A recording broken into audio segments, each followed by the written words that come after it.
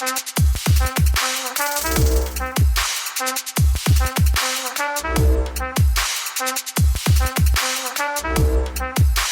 to Circular Firing Squad. I'm Marty Gensius, a counseling faculty at Kent State University and host for Circular Firing Squad.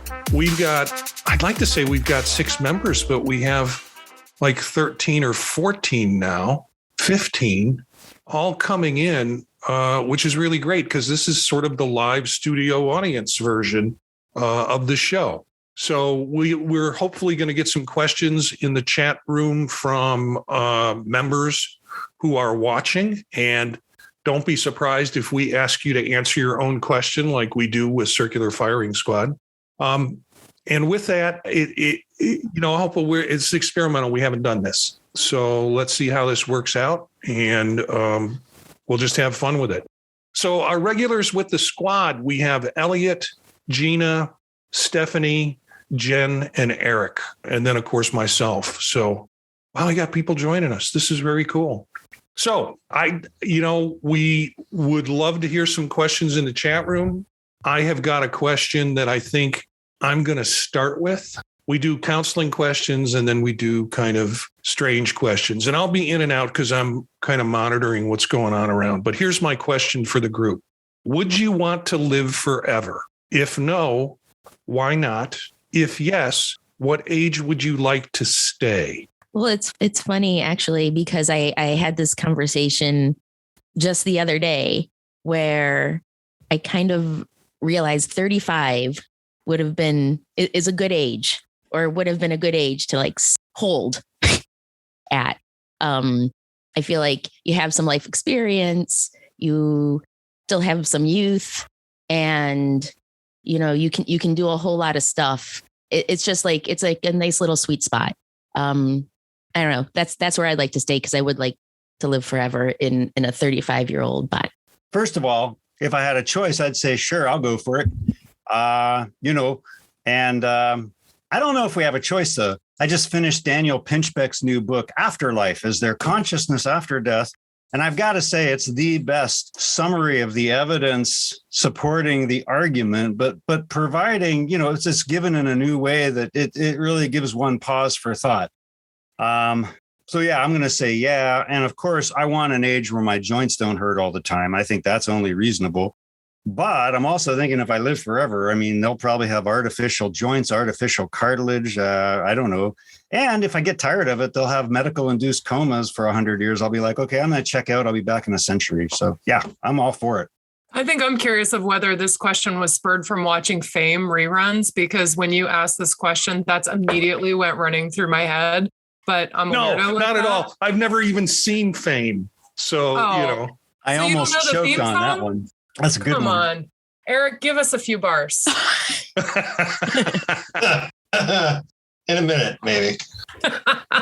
I'm going to go with Steph. I would stick around 36 because my body didn't feel like it was starting to fall apart at that point in time. And for me, that was a good time in my life. But frankly, I don't know. I think I'm in that kind of age period. I'm 44. So I'm in that age period of still thinking like I'm a little bit afraid of death, but also accepted it like as sort of the long term of like, that's what happens to everyone.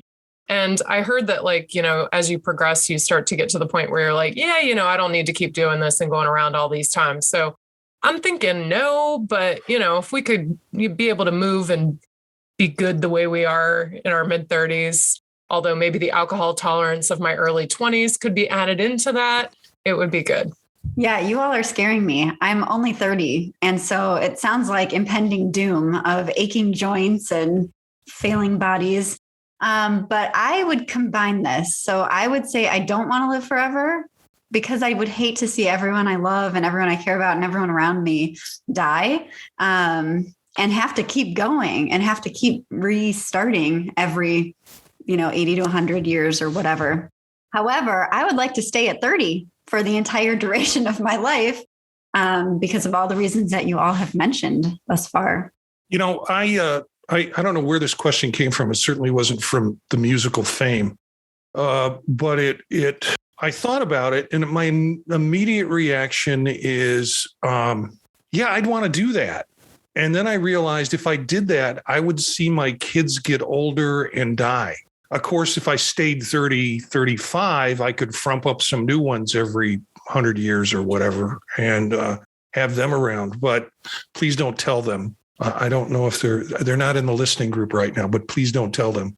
But that kind of depressed me, the idea that people I know, everybody I know, would eventually pass me by. So the answer to that question for me is still yes. However, here's the linchpin. I can then decide when I'm going to kill myself, But of course, if you live forever, then that's kind of magical. So maybe you can't kill yourself because you're living forever. That wouldn't work. So I'm stuck in this Mobius strip of thought around living forever. I'm just going to go with no. Go around once. It's tiring enough. I just have to add that I thought maybe there's a technology everyone could live forever. I don't know. So I wasn't assuming I'd be the only one. If I was the only one, that would change my answer, I think. Yeah, my wife said, no, I don't want everybody to live together. We overpopulate the world and all. I'm saying, no, it's just you. That's the question. It's just you. We have a question from one of our audience members. Kevin, do you want to come on? Great, Kevin. Go ahead and fire up your question. And then we're going to ask you to answer it too. So be ready. All right. Hi, Marty, and hi, squad. As you sometimes hear on talk radio, long-time listener, first-time caller, right? So my question to the squad is what the squad members think about the term therapist as it applies to counselors. I'm a no. I think therapist is a pretty general term, and in psychological terms, it typically refers to people who are psychologists. And I think counselor is an important term for us in our professional identity and our burgeoning profession who's still in its fledgling years. So anybody who's just past the age of 60, I've called you a fledgling, like our young profession here. And I think that if we want our rights to Medicare, for example, and we want to continue to see increased pay rates for our counselors in clinical mental health in schools and rehabilitation, so on and so forth, we have got to claim our title, put our stake in the ground, and back off of other terminology. I'm with you, Jen. I mean, I think for me, we need to define counselor as a profession, as a protected title, as part of our identity. I think that's really important. And a lot of what we focus on, particularly in early counselor education, is defining what it means to be a counselor versus a social worker versus a psychologist versus a psychiatrist versus a family doctor. What is it that makes us different? So I think those names have meaning. And talking about being a therapist sometimes I think is it's kind of a catch-all. Right. And I know these things have connotations and regional meanings and those types of things, too. And I'd like to see us really, iron out and carve that path in a way that's meaningful. And I think we're working towards that. Okay. But like Jen said, we're a young profession. And we need to continue to work on that. I might be the one dissenting vote here. Everybody wants to keep keep it pure. I do too. I'm all about counselor identity, but I teach a marriage and family counseling course. They call it family therapy, actually, in the title. And because so much of that history came from, quote, therapists, I'm using that term probably more than I should in that course. And I also teach psychopathology, and I occasionally refer to the subject as being the patient, which probably is not a counselor term either, per se. So those, because of the world that world and the language that they use in that world, I use in those two particular areas. That's where I use therapist and patient probably more. Group counseling, not so much, and other courses that I teach, not so much. It's easier to kind of pull onto that counseling identity. But the history has always been family therapy and not family counseling per se. So, Kevin, what's your take on it? Thanks, Marty. Yeah, I'm with Jen and Eric. I think if I'm getting my squad members right here, I feel like every time we have an opportunity to use the word counselor, we need to do that. And a colleague of mine had used the phrase, I'm sure she didn't invent it, giving away your power. And it seems to me that every time we miss an opportunity to use that word, it's just that, a missed opportunity for a profession that struggles with its identity and the public understanding who we are and what we do. So I feel strongly about it too. I like the phrase, I think that Jen used a stake in the ground on that. I just think it's important. I like to use the word therapist when we're talking about a collective group of multidisciplinary professionals. But when we're talking about counselors, I try hard to use that particular word just as that opportunity. I had a medical doctor as a client once, and he said, so you're a counselor. I've never met a counselor. What do you people do? And that's on us, I think, as a profession. So the word is important for me, and just was curious to hear how some other folks looked at it. Thanks for the opportunity. I'll jump in real quick. So I'm just going to respond quickly. I agree with what everyone said. And Kevin, I really enjoy what you just said too, in terms of educating the public on what counselor means. Because I think a lot of people who aren't in the field, or people who haven't looked into any sort of therapy or counseling whatsoever, won't know the difference. And similar to Marty, I'm actually teaching marriage and family this semester for the very first time. And I made it a point not to use therapist for the first 5 years of my career in teaching, because I taught all beginning clinicians. So all people who are just starting out. And it was really important to me to make sure that counselor identity was really strong. So now that I'm teaching family and marriage, it's shifted and it's different, and it's a little weird, but it goes with the territory. And that term is protected for them. They have protected their term of marriage and family therapist. So I think when we're talking about marriage and family, that is a protected term, and it is appropriate to use therapist. I was trained in couple and family as well, but I am not a licensed marriage and family therapist, and I would never bill myself as such. If I ever did family counseling, I would say I was doing family counseling, because that would be accurate to my training and licensure. So just to toss that in as a commentary on that. I got a heck of a segue here. Do you think lawyers and mental health professionals should both be called counselor? I kind of like it. I mean, I'm just going to jump in. I kind of like it, to be honest. And I learned when I was in Guatemala that, consejera is really the only word that they know, which is lawyer for counselor. And so when trying to describe what it was that I was training to do, I was at the end of my master's program when I was there. That was the best I could do. And they said, oh, well, you know the law then. And I said, well, yeah, I mean, not that way. Yes, we know the law. And they talked about how attorneys really provide that counsel. Like, it's not just about describing the law, but more of listening to people's struggles and trying to find, ways to work through it. They work through it in different ways. But I don't know. I feel a kinship with attorneys, frankly. I know that not everyone feels that way. And I will say there's a surprising number of people who show up in counselor education programs who also took the LSATs and vice versa. So I just put that out there, that there seems to be some mental piece of us that shares a relationship. Yeah, Jen, I can substantiate that with my own experience, having taken the LSAT, having been in law school, although counseling's where I ended up. But there seems to be so much that I learned in law school that I'm applying now to my profession as a counselor. And it all still feels like me. Just being in counseling feels more like me than perhaps going the legal route. And actually, in one of the career courses, it was commented on and how there's a very, the personality, it's escaping me at the moment, but there's a very similar overlap between personality types or between the careers of counseling and attorneying.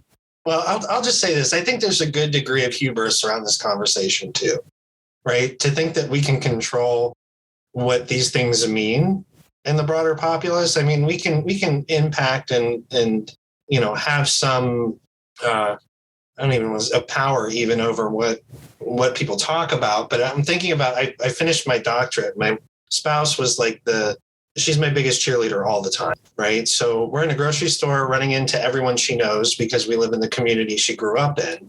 And she's like, oh, my husband's a doctor now. And, this woman that we know from baseball fields is like, oh, well, look at this thing on my arm. I got this thing. And I'm like, no, not that kind.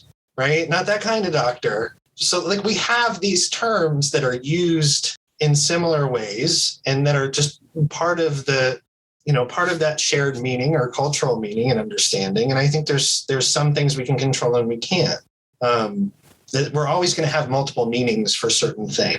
I think it's context that probably matters the most, right? That when we're talking about this in context, we don't want to use those broader terms, right? But I think saying, an attorney and a counselor are both called counselors is just something you're going to see as a part of that popular culture or that shared definition. I think they should be called barristers. Let us be counselors. Or even better, I think they should be solicitors. Now, that might cause some conflict with the prostitution area because they're soliciting too. But if you think about it, they're probably closer to that profession than they are to our profession. So I think it's either solicitor or barrister. So are the folks reminding you about your car warranty, by the way. They're solicitors as well. Okay. All right. So we're going to switch gears here and go into the silly. So if you could only store one type of food in your pocket, what would you carry? Granola bars. Period. Granola bars. Period. Right? I was going to say pasta, cooked pasta, right? It's the place I live, right? I don't think I could do without it. No, I'm going to say cake. I'm going to say cake pops. Me too, Marty. Me too. I don't want to do y'all's laundry. That's for damn sure. I'll go nuts because I don't like dirty pockets. Okay, I've got a couple of questions in the chat. And Don's got a question up, but Gary also had a question. Don, if you can give us a minute for Gary. I'm 85 since we're talking in July. And I'm a retired accountant auditor. But my question kind of goes back to the other question about titles. And today it seems like it could be counselor or therapist, but really the doctor which I'm not, okay? But what I'm wondering is, in your profession now as counselors, and if you look in other groups like ministers and MD doctors, and how you address, I'm more into addressing people in the interaction that I have with you, Jen, if you were my counselor. But I want to know what you guys think about these titles. Okay, thanks, Marty. That's a good question, Gary. So like with clients, I'm just Elliott. With students, I'm Dr. I. I'm not a formal creature, but I also recognize to do my job properly, I need a boundary. I need to play a role properly so that I can give them what they've paid for. And I can only do that with certain boundaries. And so I use Dr. I. It's kind of a middle ground. That works fine for me. But yeah, with clients, I'm just Elliott. In pretty much all of my education prior to becoming a PhD, we used first names. So most of my professors in my undergrad were by their first name. My 2 graduate programs and then my doctoral program, they were all, by first names by and large. And when I was about to leave my master's in counseling program, I had just graduated and I was still working for the university. And one of the faculty came up and said, we're moving to using doctor titles. I know it's going to take you a second to make the switch, but we're moving to using doctor titles because we've noticed that students are not demonstrating respect to the younger faculty and the faculty of color. And we need to put a boundary, sort of like Elliott was just saying, we need to put a boundary in place. And this was I would say, 2010 maybe. And I was like, wow, I guess because I'd always called faculty by their first name. Well, then when I graduated and, got my first teaching job and went to the university, I noticed that, that's what they were doing there. They were using titles. I think it might have been a slightly different reason, but over time, our faculty became more diverse. It became younger, so on and so forth. I count myself sort of among the younger people in that group at the time. And I thought, you know what, this actually gives me the ability with my students to be able to, I think, challenge them a little bit more and even sometimes be a little off the cuff a little bit more because we have that boundary of title in between. But the day they graduate, they can call me by my first name. Now, most of them have a hard time making that transition. I'll admit that freely. But to everybody else in the free world, it's Jen. Or, if I'm down south, it's Aunt Jen or Miss Jen. I think that some of those kinds of titles of kind of endearment, respect, I grew up with them of, Auntie Beth and Uncle Ed. They were not related to me, but that was a term of endearment. So I like title for endearment as well as respect. One thing I will note that there are cultural differences between racial and ethnic groups, and it is a form of respect in some racial and ethnic groups to continue to call each other doctor and to even speak about future Dr. So-and-so, because it's a point of pride, but also a point of like lifting up a member of the community who's moving to the next level with their education. So I throw that in it for a contextual piece too. I make everybody call me Laird Reverend Dr. Marty Gensius Esquire. Let's go the full round. So yeah. What does Esquire mean? I never knew that. I don't know. It sounds cool though. But you see it in all the movies, ESQ, right? It's lawyer, isn't it? Mm-hmm. Yeah, it's lawyer. Yeah. Okay. And a trendy magazine. Yeah. Trendy men's magazine. Yeah. Correct. Yeah. Oh. Okay. Don has been waiting to ask another question. If we could jump to him. Yeah. Hello, everybody. Hey. My question. Well, let me first introduce. I am Gina's husband. So nice to meet everybody who I haven't met on the squad yet. And as a spouse of a counselor, I've noticed that people love talking to my wife about their mental health issues or the mental health issues of their families once they find out that she is indeed a counselor. And so my question for the squad is, when you're meeting someone for the first time or a stranger, even in the grocery store line, how do you describe what you do? I just say I work at university and I'm also a musician. Elliott's response is a good one. When I'm on a plane, sitting next to somebody and they ask what I do, I teach. Even before I taught, I would talk about working with the community. There were a lot of times, especially if you feel stuck. Family is a different issue, right? Family and friends who want to talk about mental health or have questions that you have to have really solid boundaries for, right? It was actually one of the questions, Don, it was funny because one of the questions I suggested for tonight was really close to this, was how do we deal with people who want help, who are in your family or, represent a conflict in terms of relationship. Because it can be really tough and you want to be helpful, but there has to be boundaries there, right? There's really specific reasons as to why we don't treat family, that the environment isn't set up for us to be able to do that, presents a lot of ethical issues. And sometimes I've had to have that really direct conversation with family and friends. Like, this isn't something I can do, but here's the things I can do. I can talk to you about the places to go. I can be that ear, that friend, but we have to understand what my role is here. So we've had to have those like really clear and direct conversations about what it is I can and I can't do for you and what my role is, right? And I think it even gets back to kind of Gary's point earlier that, that relationship has to be really clearly defined. And that can be, that can be really challenging for folks, especially when you've built trust with them as a friend, as a relative, as a close confidant or something like that. Those are very, very disparate and different things. If I'm on a plane, I generally tell people when they ask me, what do? I say, I do statistics for amortization tables for insurance companies.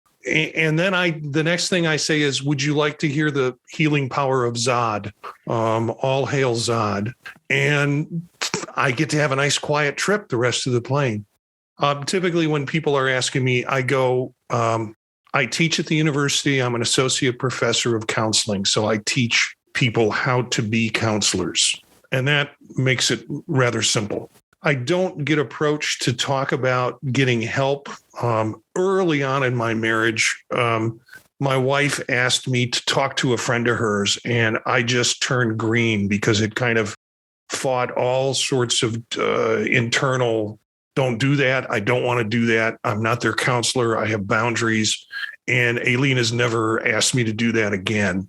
The person was on their way over, and it was like, so it put me in a bad position. But generally, I don't, and I've lived in locations where I don't run into people. in the grocery store as much as you might in a smaller, closed community. So, but yeah, I just talk about the healing power of Zod, and that generally shuts it down right away. When I tell the truth, that's what I say that I teach in the university students who are becoming counselors.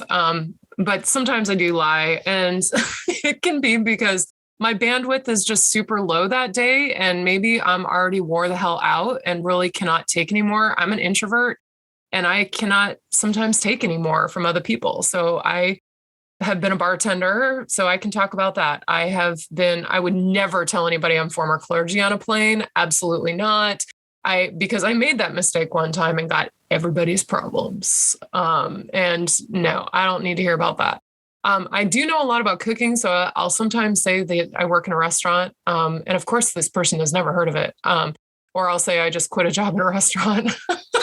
I mean, I'm sorry, but it's like, especially when you're in an enclosed space in an airplane. Now, one time it did backfire on me, where the person who was across the aisle from me started to have a panic attack during the flight. And I had lied about being a bartender to the person who was in the middle seat next to me. And the person started having a panic attack. And of course, like I jumped in to help them because you're having a panic attack because you're afraid of the turbulence. I'm going to help you.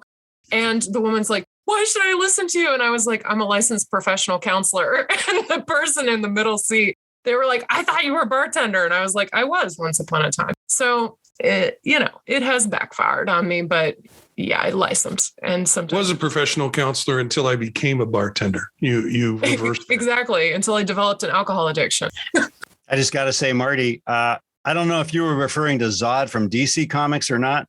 Yeah, yep, that was it.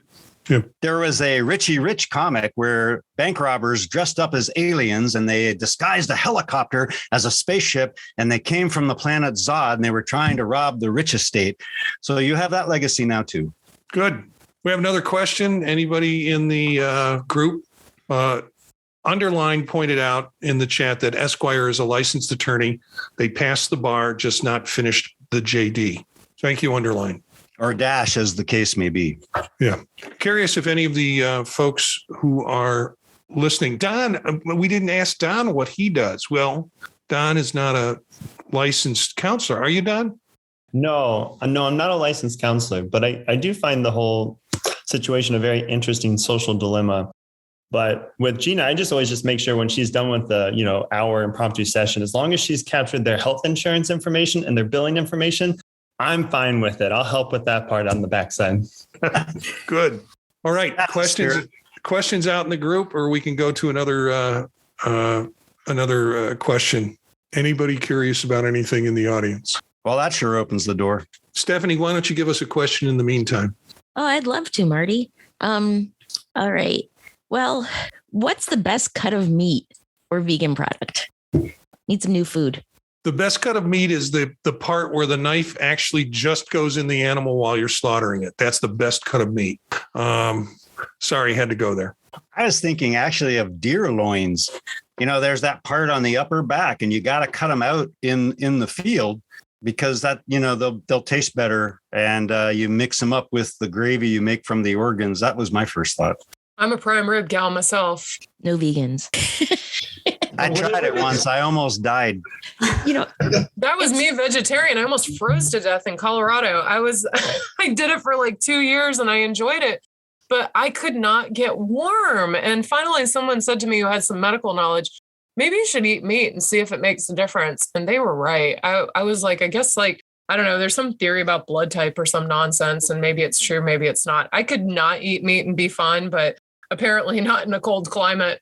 Don and I unintentionally went vegan for like the past 2 weeks. We ordered like this food subscription thing to Daily Harvest, and we didn't know it was all vegan. So when we got like pad thai, it was like just a bunch of vegetables. And we both were like, what is this? And so as a result, we've been eating it, and we're doing vegan for the time being. But today we just went to the grocery store and bought a bunch of meat. So that's how we handle being vegan in our household. There's a short story there, The Accidental Vegan. I was just going to say, there can't be a large number of accidental vegans out there. Probably 2, Gina and Don. I never knew about cuts of meat. I could not tell one part of the animal from another, like when you gave it a name, like I know parts of the animal, but when it's a piece of meat and it's cut up, I don't know. But apparently ribeye is preferred in this household, and it's pretty tasty.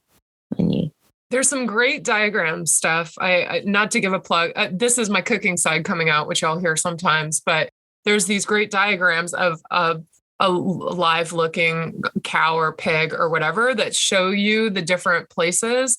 And kind of the cool thing about that is it starts to make sense of like why different pieces of meat are more tender than others, why some have to be marinated while some don't, because like the closer you get to a joint, the more tough the meat typically is, And so at any rate, just Google like, meat cuts of meat diagram, and you'll be kind of, I don't know, they're always up in a butcher shop too. If you go to some restaurants, they'll show it on the menu. Those are real classy joints where usually you get to point at meat and be like, cook me that. Well, like my uncles were always trying to tell me, after you quarter it, you let it set for a while, because then, the enzymes work out the gamey. And so those meats closer to the joint can be more palatable.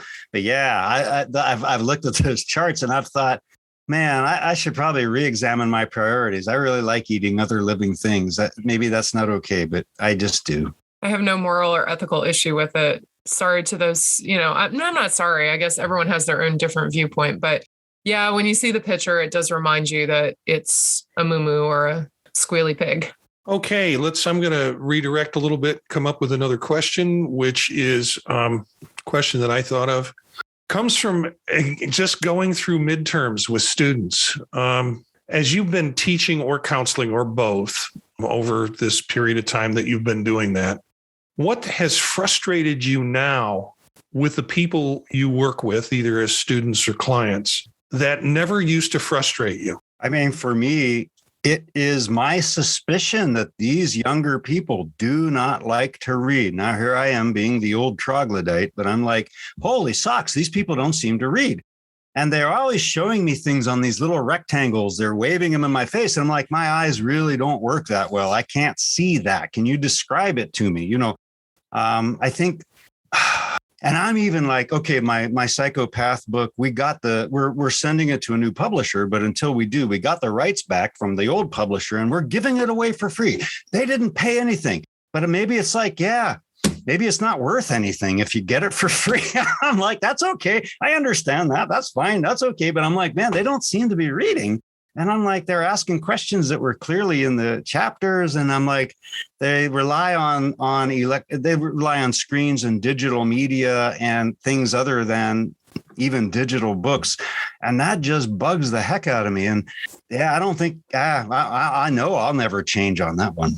Books changed my life. They utterly, literally changed my life. And I am an evangelist for reading. And that someone is insouciant to the power of a book is just terrifying. I think for me, it's the conversation about the grade, right? And a student wants to have a conversation about the grade and why the grade is the way the grade is, and the points and the number and this turns into this 20 or 30 minute tirade. And we're not talking about what you're learning, what you understand, where you've come to, what you need help with, right? None of those questions seem to come up. There's just this fixation on the grade and the points, which is an outcome of the course, not the purpose, right? So, and then I feel like I have to back that whole train up.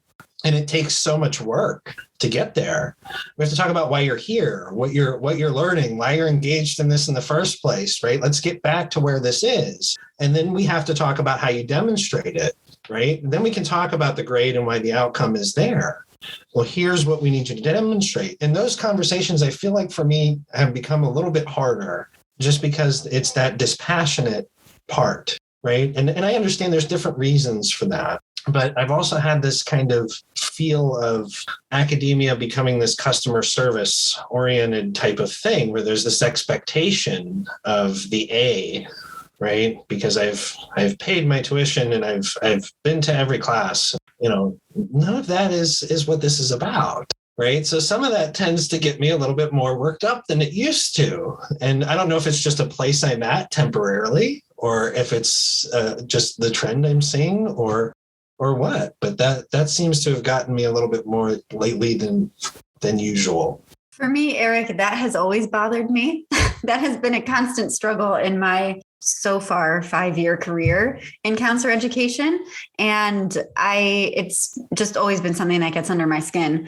One thing that's shifting that I've noticed, and I don't know if it's just the group of students that I'm teaching currently or the era or like the pandemic or what, but one thing that's really starting to irritate me is the back channeling of side conversations and complaining about other groups of students to me and saying that that's like my problem. And it's not my problem what goes on behind the scenes. And so I feel very much like, why should I be concerned with how you're responding to someone else in my class just because I'm standing at the front of the classroom? It's not the point. I don't know. So group dynamics for me is something that's starting to irritate me more and more. I can speak to clients, at least, maybe I can't in the sense that what I've found is over time that perhaps I've developed more patience. And that's because I think part of it too is because I'm working with clients rather than with students. So my job as a counselor is to continue to meet the clients where they are and to really understand their phenomenological, experience. And so with that stuff that used to irritate me more, as far as parents, perhaps that might throw up extra barriers to their children's mental health, would get be very frustrating. And I would have to really work at bringing myself to a place to try not to alienate them. That's gotten easier. And it's kind of more of an acceptance of this is the population and I'm going to see these things over and over again. So I better get better at working with these clients. Because, it's not like all of a sudden these populations are going to get it like that. That's what I'm there for. I'm there to help. I'm there to assist them. They're struggling. I'm there to be helpful and get them where they want to go. So I think that although I see similar situations, every situation is different. But my patience has actually grown rather than shortened. I want to tie this up. I asked the question and I think you deserve an answer. For me, going through midterms was just unbearable in terms of grading, just unbearable. I had students in an exam that couldn't do a simple fraction. And even when they had the formula out, they couldn't solve for X. And we're just talking about a ratio. We're not talking about anything complicated. We're not talking about a linear equation. We're just solving for X. That's one piece. The other piece, and I have to say it was a mistake on the student's part, it's spelling. But it was the one bit of joy I got in the middle of grading the family therapy exams. I presented them with a case, and the young person, the identified patient in the family, was named Kyle. And I asked them to apply that to a theory. And this student applied it to Virginia Satire's theory. And okay, so that's not bad. She stuck an E on the end of her name. No biggie. But she went on to talk about how Kyle should scalp his family. She was trying to say sculpt.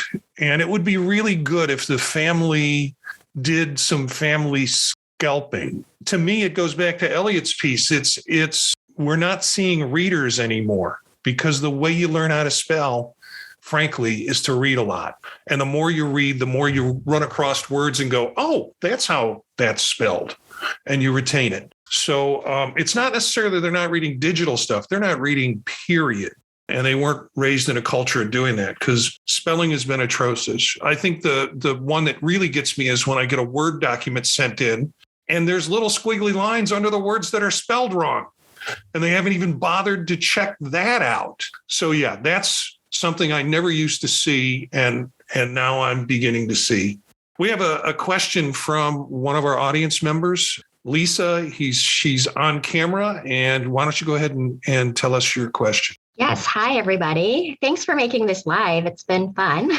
So my question, what are career options with a Ph.D. in counselor education and supervision outside of academia?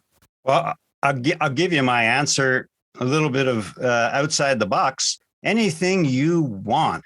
And I say that because I'm looking at creatures, I'm not going to say people, creatures like Dr. Phil, Laura Schlesinger. I mean, as soon as they had a PhD, then they decided that, okay, let me qualify that. If you don't have a conscience or any sense of ethics, anything you want, you can be a life coach, an executive coach, an expert on sexuality, an expert on human development. I mean, these people, I said that years ago, Dr. Phil should have been castrated and deported. I can't believe that guy is still here, and Laura Schlesinger. I'm just like, holy smokes, people really buy this stuff. And that's what terrifies me. Like, people do project authority onto advanced degrees, or they project, hatred. I mean, it goes both ways, but I'm just like, oh boy. So for those with no conscience, there's all sorts of lucrative career opportunities. But let's face it, there's lucrative career opportunities without an advanced degree. And frankly, outside of academia, this is my own personal view of my own personal life circumstances. I wouldn't have wasted my time and money doing a doctorate in counselor education if I wasn't going into academia, because you can supervise, you can teach adjunct prac and internship course once you're fully licensed and have, a supervisor credential, so on and so forth. So it's sort of like, well, I think that's what we're signing up to do. This is my own personal opinion. I feel like that's what we're preparing for. And we don't get paid any more money if we go into private practice. I almost think it's sort of a joke if we ask for more just because we say doctor, because I did one practicum that was clinical. All the rest of it in my doctoral program was teaching, research, service, leadership. You know what I'm saying? Like, it was not like, let's do more client work. I didn't do that. And I know some people do, but my point is that my doctorate in counselor education doesn't make me any more qualified to counsel clients than anyone who holds a master's degree and a license. So I typically come back to, for our profession, the doctorate really is intended to teach full time and to be in academia, but I know others feel differently. Well, and I'll get on with Jen here, because I think, I had always heard that it described this way. And in most cases, I found it to be true that the master's degree is the terminal degree for practice in the counseling profession, right? There are a few exceptions here and there in various states that the doctorate will help you get a school counseling certificate or cut your hours down in a particular specialty area. But again, you don't need it. You can put the extra hours in and go. I do know a couple of folks that were in my cohort went specifically for the leadership portion. They were looking to be directors within a clinic, within a community mental health program, one particularly in a drug and alcohol agency. And that was something that their administration wanted for them to move into that role, was to have that credential. But it is not cheap, right? It is a very significant investment. So, I know these individuals I'm talking about had really good support financially from the institutions that were pushing them to go. So there was very little risk in them doing this, and they saw it as an opportunity for professional development. I got a lot out of my program as a clinician. I've heard others say not so much. To Jen's point, really focused on teaching and research and very little on the clinical component. It really depends on the program, though, I would think. There's obviously that personal part too. Teaching was it for me, right? I knew that's what I wanted to do. This is what I needed to teach. So that's what I was going to go for. But those are the examples I can think of that kind of fit somewhere outside that realm. Yeah. Eric, you make a good point. I'm sorry, Gina, I talked on you. I think you make a good point about like mental health centers who are saying like, we want you to have a doctorate. We see this in college counseling centers too. And I want to raise the question of why. Why are they requiring that of their folk? And to what end? I mean, great that some folks were getting the financial support, and that's wonderful. At the end of the day, like, I think that there are other ways, certificate programs that cost a whole lot less and don't take you out of the work. Oh, holy cow, that just left the workforce. They don't take you out of the workforce for 3 to 5 years. And that's an important consideration, especially as we start to age. The idea that we're going to be out during our large earning years that would be going toward our retirement, that needs to be considered for folks. So anyway, I wanted to put in that point since you mentioned directing clinics and whatnot. So I'm going to piggyback off of that, Jen, because that is one thing I've advised some students who have been interested in getting a PhD just to have advanced practice. And I'm always like, why? What's the point? And I think going into a PhD program, you have to have a really clear goal of what you want to do at the end. And if that's to direct a clinic or if that's to work in a clinical position at that leadership level, then that's fine. Because a PhD is what you put into it, is what you get out of it. And so for me, because I wanted to go into teaching, I taught on the side for my entire PhD, which is unique. And I know a lot of PhD students don't do that, but I worked as an adjunct, which was great. However, that kept me from doing a lot of clinical practice. So while other people who graduated in the same cohort as me with their masters were all getting their full licensure and they were passing the NCMHCE and all this stuff, I wasn't accruing clinical hours at quite the same rate. And now I'm getting the NCMHC and doing all that stuff, which I'm licensed in Illinois. And so there's like 2-tier licensure there. And I know it's different depending on where you live. However, that's been something that's been a big setback if I wanted to do clinical work.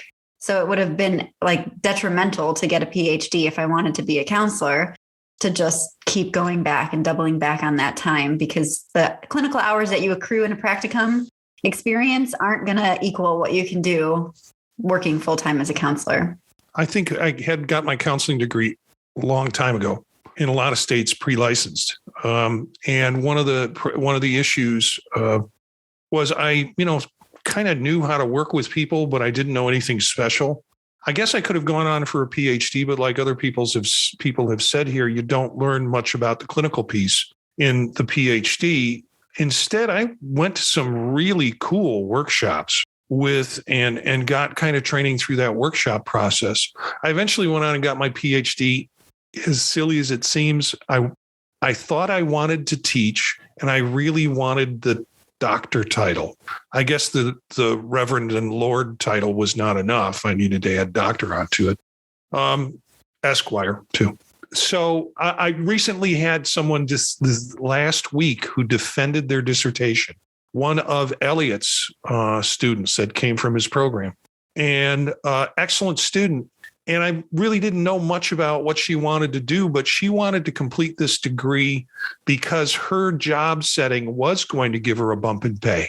And she wanted to complete it before May, so she could graduate in May instead of waiting until August.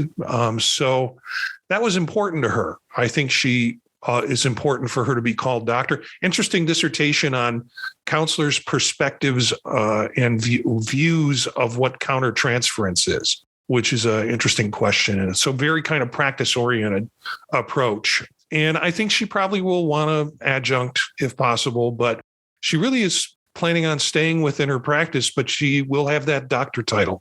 I think some doctoral students come into the program and they see what faculty do, and they're like, oh, I'm not sure I want to do that for a living. That kind of scared me out of neuroscience and got me back into studying counseling. When I saw what the neuroscientists, how they were spending their time. Well, thank you. I appreciate everybody's input. The question was actually prompted. I saw that question in CESNET like months ago from a faculty member. And I've periodically checked back and no one responded to it. And I think there's probably like 4,000 people. I don't know, Marty, you would probably know how many people are in CESNET. And 6,300. 6,300. And I periodically checked back. I thought that is just such an interesting question that no one answered out of thousands of people and myself. So I graduated with a PhD in counselor education last July from University of the Cumberlands. And I work for the government. I counsel military members in education and career. And so it's just something that I thought was interesting that I wanted to put out and hear feedback. And so to Jen's point, during my program, I remember faculty saying, usually people pursue this degree, counselor education, to become a counselor educator. But the career counselor part of me loves to think about how much more impact we can have with that degree. Does the title help working in a military kind of environment? So with my program, they shifted in the middle to a pure PhD in CES. It actually started as a PhD in leadership with a specialization in counselor education. And so my major now on my transcript is in counseling, and my concentration is in leadership.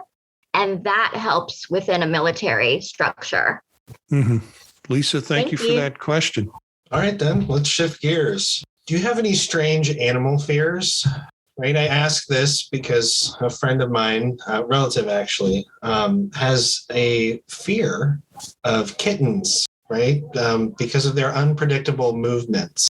So that was interesting. Nothing I would have ever been afraid of, but curious. So I didn't until last week. And the reason for this is we bought a hamster for our 3-year-old, which is the first mistake. And I've never really been big on hamsters or rodents or anything in that family. However, I wasn't necessarily scared of them. But we went to the pet store with my daughter, and she picked up a hamster so hard that she squeezed it until its eyes were like bulging out, and then it bit her. And so there's like blood everywhere, and it's like this little tiny cut and whatever. And so I'm like, pick her up because she's crying, mommy, mommy. And I've got blood on my face, and it's like a horror scene. And anyway, that wasn't where the fear started, but that happened. And then the next day she decided at 5 a.m. to let her hamster out of the cage. So my husband comes into the bedroom. Yeah, I know. This is not going anywhere good. That's how hamsters wind up in vacuum cleaners. Right. So my husband comes into our bedroom at 5 a.m. and he's like, I'm going to need you to get up right now because we need all hands on deck. Rainbowy, which is the hamster's name, got out. And I'm going to need you to help me. And so I'm chasing around this like darting, fast, vicious toothed hamster. And I was genuinely afraid. So that is where my fear of hamsters and gerbils and mice and rats and all of those things now resides. Yes. So that's that. I'm wondering did the other hamsters in the store see you with hamster blood on your face? Are you like a hamster Braveheart kind of thing? Elliott, I haven't gone back. Oh. I'm so embarrassed to go back to the pet store. And Millie loves going there. Like that is our fun outing. Even though we have a terrifying hamster in the house, she still likes to go, and they have like open cages. So like she really likes it. And now I'm like, I'm never going back because I am the hamster warrior. And yeah. I love that story. And I don't really have an animal fear because just based on my early life, people terrify me enough, but animals, not so much. But every hamster we ever had as a kid, they all got out of their cage. And they were like little escape artists, and you'd be watching Johnny Carson and right in front of the fireplace. It's like, oh, there goes the hamster. Okay, we gotta rein that bugger in. But yeah, they're tricky. I'll say snakes have never, ever any interest, or I do not want to be desensitized to them. I find no reason at all for being desensitized to snakes. I'm going to end my life, hopefully, without ever having to deal with snakes. Although one time I was invited to remove a bunch of garden snakes that had started a nest underneath somebody's house. And I don't know, Aileen, it was a friend of Aileen's. And I don't know why she thought I would be the person to do it, because it wasn't going to be her and it wasn't going to be her friend. But typically snakes. I had one experience with a hamster. I hate to say it, but we used pets as practice babies. If we can not kill a pet, then maybe we won't kill a baby. And so when my kids listen to this, they'll feel really good and really important. But we had a hamster, and one day I woke up and the eye from the hamster was like bulging out. And we thought, I was at U of I, large agricultural school, large veterinary school. And Aileen is like, you need to take him to the veterinary clinic. I'm like, it's a hamster. And she's like, no, we need to. So I took the hamster to the veterinary clinic. They opened a case on it, which cost me $28. Then they looked at it and decided nothing could be done, but they said they'd euthanize it for another $40 or so. And I thought, no, I'm going to take it home where it's comfortable and just let it die, in a comfortable home environment. And got out of there and drove. U of I has got cornfields all around it, right? Got out of there, opened up the car window, and out went the shoebox with the hamster out in the cornfield. And I figure it's back into the ecosystem now. So that's my hamster story. If I could stop laughing, I would say that the snake thing is not an unusual pet fear. That seems completely legitimate. Just one person's opinion. Paging Dr. Freud on that one, though.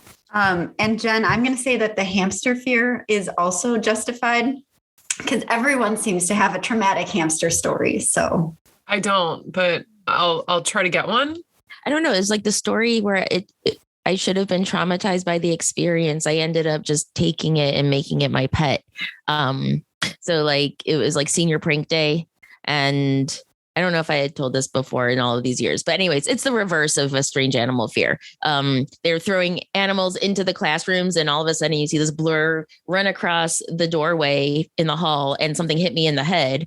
And I just kind of put my hand up and I was like, oh, there's like a plastic dinosaur in my hair or something. Okay, that's funny. And then I take it out and I thought it was a mouse when I was looking at it. And then what I did was, I think I disappointed the people. I just kind of looked at it and I was more perplexed than anything.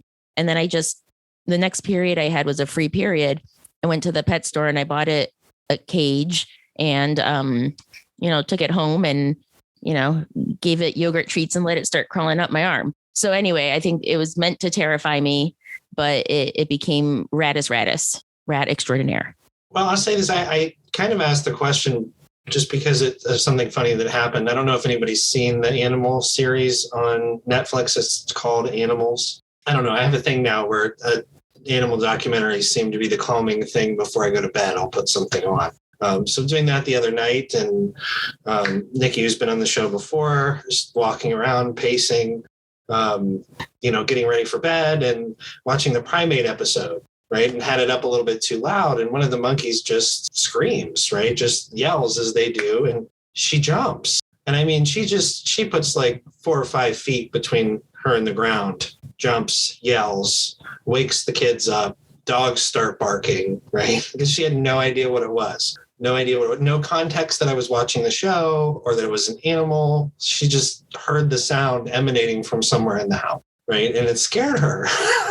So, for us, and she's jumpy anyway. So we concluded that she has a fear of primates that she did not know about. The calls apparently scare her. Let's do one more question and call it a night. And Eric, I'm going to steal your question. What fashion trend would you like to see return or stay dead forever? I'm a huge fan of low-cut jeans, male and female. That could stick around forever.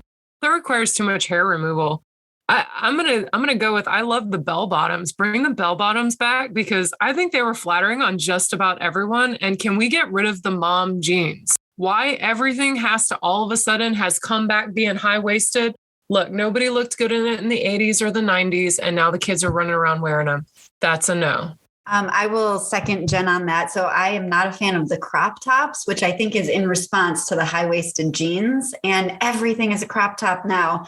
And after having a child, I don't want to have that hanging out. I don't know.